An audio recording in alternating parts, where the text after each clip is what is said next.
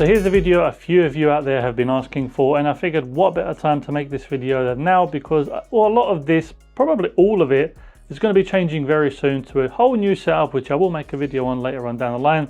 But this is probably going to be the first and the last time you're going to see this setup looking like this, hopefully. And a lot of you have been asking questions like, what desk is that, what monitor is that? So I figured let's make a video, show you everything. Links will be in the description box below for everything in the video.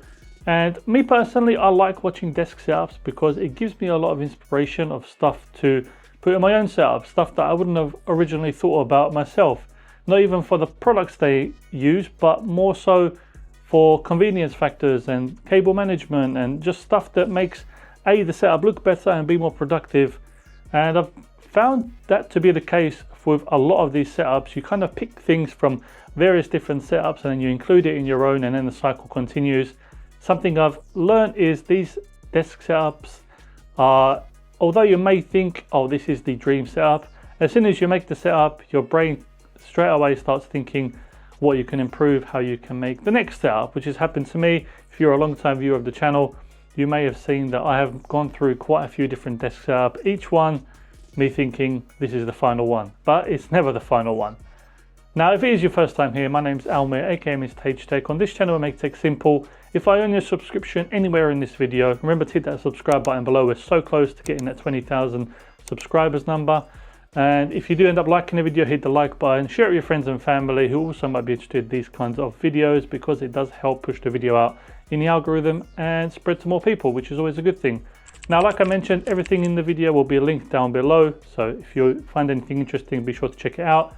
Let me know your questions. If you have any questions about the setup, let me know in the comments box below, because that's the only way I'm going to be able to know what you're asking and give me the option to actually answer them. So let's check out the setup. And I think the first thing we're going to go with is the actual desk, because it's kind of a YouTube classic with a twist. So let's check it out.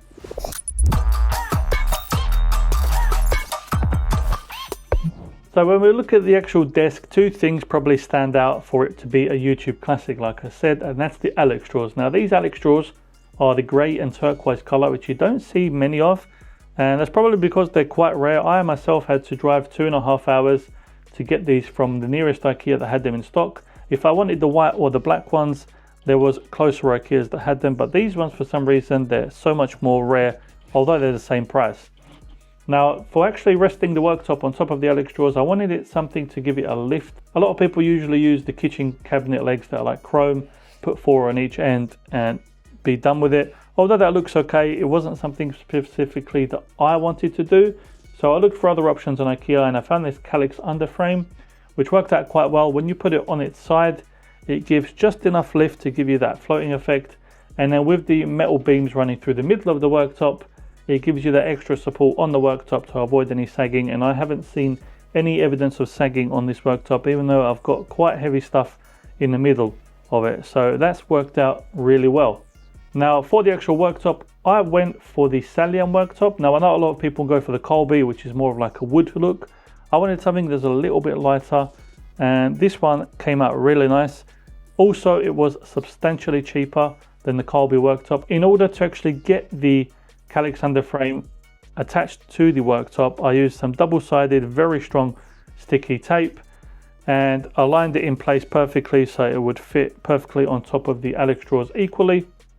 And then on the other side that would be actually touching the Alex drawers, I put some of that material on that goes underneath carpets usually to not slip on laminate, which will avoid any slipping, and also it's going to protect the top of the Alex drawers from any potential scratches. The way it came out, I think, looks really good. It gives it that nice little floating look, and then it's quite minimal with the extra support of the Calyx underframe.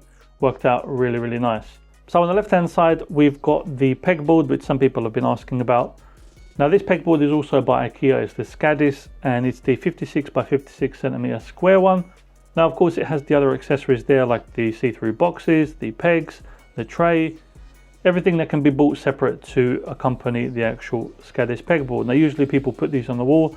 I didn't want to be drilling into the wall for this one, so what I did, I bought the Scadis legs that attach and clamp onto the bottom of the worktop, and with the worktop being really strong, it's proved to be no problems whatsoever. Something else I got was the Faker plant from IKEA, as it seems to be an initiation into the YouTube tech space, and I couldn't call myself a real tech YouTube reviewer without having this plant on the desk. So when it comes to the mouse, for me personally, the MX Master 3S is the perfect mouse. Best ergonomic feeling, best for productivity, best battery life that I've experienced, and I just love the way it feels. It's truly one of the best mice I've ever used, and I have tried the likes of the Apple mouse. Wasn't really for me. I understand if you're left-handed, using the MX Master 3S is not really possible, but as a right-handed person myself, it's definitely the go-to. I used to use the Satechi SM1 because it's a low-profile mechanical keyboard and I really like that feeling.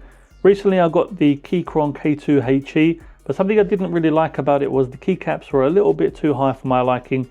However, the rest of the keyboard was really nice. So what I did, I took the keycaps off the Satechi SM1, put them on the Keychron K2HE, and trust me, it's one of the better combinations I've experienced. On top of the monitor, we've got the BenQ screen bar halo. Now this has been in my previous setups, probably 2-3 of them back. This is such a great little addition, especially when you're working at night and you just want that little bit of light. You can turn the light on, it will shine the light directly down where the keyboard and the mouse are, so you've got perfect vision.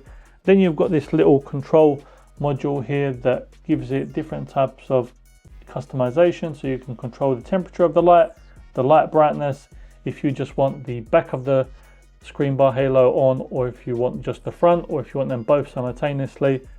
And it's a really nice device. Now BenQ actually have a giveaway competition going on currently on their Instagram page, which I'll include links down below, which is a dream desk setup kind of competition. So you've got the chance to win so many prizes to improve your own desk setup. I'll leave links for that down in the description box below, so go check it out if you're interested. So of course, underneath the Innocent monitor, we've got the M4 Pro Mac Mini I've been waiting for. Now, I've used the base model M4 Mac Mini and the base model M4 Pro Mac Mini, which are both super capable devices and super powerful. So a lot of people out there have been getting them, and that's no surprise because of how much you get for the price you pay. Now this one is my customized M4 Pro Mac Mini with the 14 CPU cores, 20 GPU cores, and it's got that 48 gigabytes of unified memory, 512 gig of storage.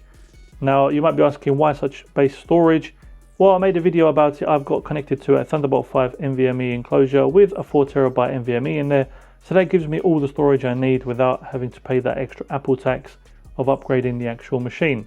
Now of course, underneath the Mac Mini, what we have here is a dual monitor stand by a company called Woodccessories. Now Woodccessories, I've been using their products for quite a while now, and this monitor stand has been something that I really like. I love how the legs are metal and they're very thin, so they don't take away from the actual stand. It's very well built. It comes in a couple different colors, and then you've got this nice little shelf underneath the left hand side or the right hand side, depending how you orientate the actual stand, with a felt top liner to put any of your smaller accessories in there. And so far this monitor stand has proved to be quite good quality, and I would recommend it if you're looking to get one. They do also make a smaller one for a type of single monitor stand, but I really like how far the longer one goes, and with them curved edges it really looks nice. So something that was getting a lot of questions previously on my other videos was my monitors. I did have the two stack display orientation UPerfect UMax 22-inch displays. They were really good, and then I moved over to this Innocent Ultrawide display. This is the 40C1R. It's a 40-inch 1440p monitor. This has proved to be quite good for now because it gives me so much more real estate, and when editing videos or doing multiple different applications, it's so much easier than having two displays side by side and seeing a bezel through the middle. Now what I may move on to later on is 4K display, just to get that extra bit of resolution, but for now the Innocent has proved to be a really nice upgrade. Now when I moved into this office, I did have a lot of issues with the reverb and echoing just from off the walls. So if you look on the back of my wall, you might see that I've got a big yellow rectangle, and what that does, that's actually a sound panel by the company AudioSilk. Now I thought this was too good to be true, but these sound panels are super thin, and when I got them in originally, I think it was around $120 for a pack of 4, which is a bargain because every other sound panel I'd look at online for something of similar size was so much more expensive. Once I put it on the wall, even just having one sound panel, it made a world of difference. And having that pack of 4, I've put the other 3 around the room, and it has really helped the sound in this space, especially when I'm recording lots of videos. So the speakers I've got are actually by Edifier. Now these are R1280 dB speakers. They come in some different colors, but the ones I wanted were this white and gray look. From what I've experienced, I'm no audiophile, but they give really, really great sound output. And something I really do like is they have Bluetooth. So that's how I've connected them to my MacBook, just through Bluetooth. Haven't needed to connect an aux cable at all, even though you can. And they've given really, really nice audio. Now, I have got an upgrade coming in the next setup, which is going to be the Edifier QR65, and they will look amazing. But for now, these ones have proven to be really nice speakers, and I really like the way they fit into the actual desk setup. Underneath the Mac Mini, quickly, we've got the Evenki hub. Now, this is a hub that I've been using for a while now. Originally, it was built to be used with my MacBook, and I've been using it with the M4 Mac Mini until I find something different. It's proved to be really good, and it gives you extra ports on the front and that memory card slot, which I'm definitely in need of. So that's the main purpose that I have this hub, but it also gives you these 40GB ports on the front, which you can use for fast data transfers to the actual M4 Mac Mini. It is a bit pricey, but if you want them extra connections, extra ports and stuff like that, it's definitely worth it. It's very good build quality. To the right of it, we've got something that a lot of people ask about. It's this little clock that I've got. There's a subscriber counter as well. It shows you a couple of different things you can set it up to, whether it be a clock, subscriber counter, weather forecast kind of thing. This is actually by Ulanzi, and it's the TC001. It's a small little fun toy. I purposely leave it there just for subscriber count, as it gives me a little bit of motivation to see how the actual subscribers are rising, and we are so close to that 20k. I can feel it coming very soon. And how could I forget the chair that I'm sitting in? I recently made a video about this. I don't know if you've seen it on the channel. This is the Ergonomic X1 chair.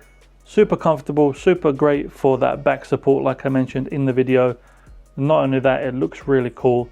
And so far, one of the most comfortable chairs that I've had in the office and that I've been sitting on, so I would highly recommend it.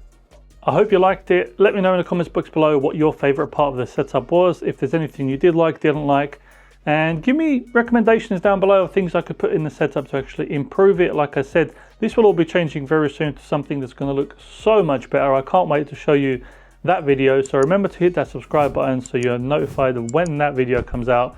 It will be quite short, I think in about a month, maybe a little bit more time, but it's going to be really good.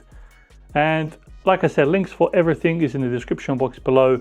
Let's try and get to that 20,000 subscriber number, and like the video, share it with friends and family. As always, I appreciate you watching. Thank you, have a great day, and I'll catch you on the next video.